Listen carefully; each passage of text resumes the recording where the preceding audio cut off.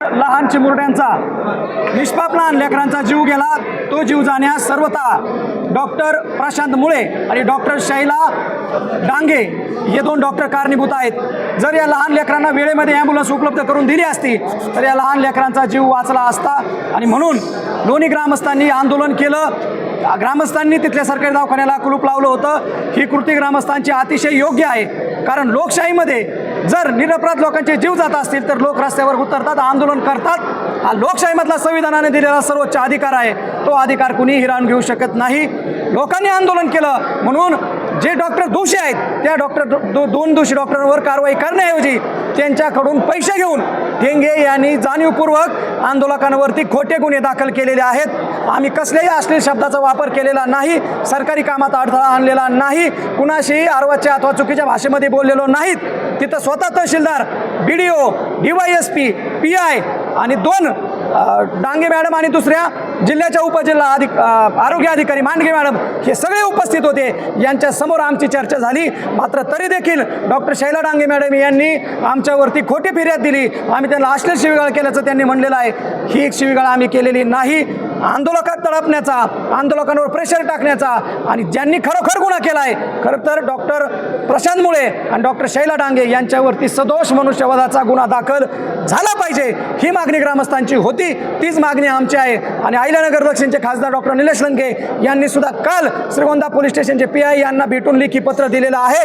पण दुर्दैवाची गोष्ट अशी की खासदारांनी दिलेल्या पत्राला सुद्धा ठेंगे यांनी पोहोच म्हणून शिक्का मारून दिलेला नाही। ही त्यांची आरेरावी आहे। श्रीगोंदा तालुक्यामध्ये खुलेआम 2 नंबरचे धंदे चालले, दारू, गांजा, मटका, गुटखा, वेश्या व्यवसाय याचे हजारो लाखो रुपयांचे हप्ते दर आठवड्याला हा ठेंगे नावाचा अधिकारी गोळा करतो। याने इथल्या स्थानिक आमदाराला पैसे देऊन इथं पोस्टिंग घेतलेली आहे। करता एका तालुक्यात 2 वेळा पोस्टिंग करता येत नाही, तरी सुद्धा बेलवंडीनंतर हा ठेंगे श्रीगोंद्यामध्ये आला आणि यांनी इथं येऊन गोरगरिबांवरती, कष्टकऱ्यांवरती अन्याय करायचं काम चालू केलंय। पोलीस स्टेशनचं गेट बंद आहे, पोलीस स्टेशनमधल्या खुर्च्या काढून टाकल्यात आणि सामान्य कार्यकर्त्यांना हे आरोपींसारखी वागणूक देतो। याची ही हुकुमशाही, दडपशाही आम्ही श्रीगोंदा तालुक्यामध्ये खपून घेणार नाही। डॉक्टर डांगेने आमच्यावर चुकीचा गुन्हा दाखल केला आहे। 15 निरपराध लोकांची सुद्धा नावं त्या गुन्ह्यामध्ये टाकलेली आहेत। या गोष्टीचा आम्ही निषेध करतो आणि हा गुन्हा तात्काळ माघार घेतला पाहिजे। यासाठी आज श्रीगोंद्यातले सर्व पक्षीय नेते माननीय राजूदादा नागोडे, राहुलदादा जगताप, राजेंद्र आबा मस्के, बाळासाहेब जिनाटा, हरिदास आबा शिर्के असे सगळे नेते, मनोहरदादा पोटे असे सगळे नेते श्रीगोंदा तालुक्यातले आज एकवटले होते। संजय ठेंगेच्या हुकुमशाही विरुद्ध श्रीगोंदा तालुक्यातल्या जनतेने आता एल्गार पुकारलेला आहे आणि निश्चितपणानं तहसील कार्यालय असेल, पोलीस प्रशासन असेल, पंचायत समिती असेल अथवा इतर कार्यालय असतील, या सगळ्या कार्यालयांमधला कारभार सरळ झाला पाहिजे।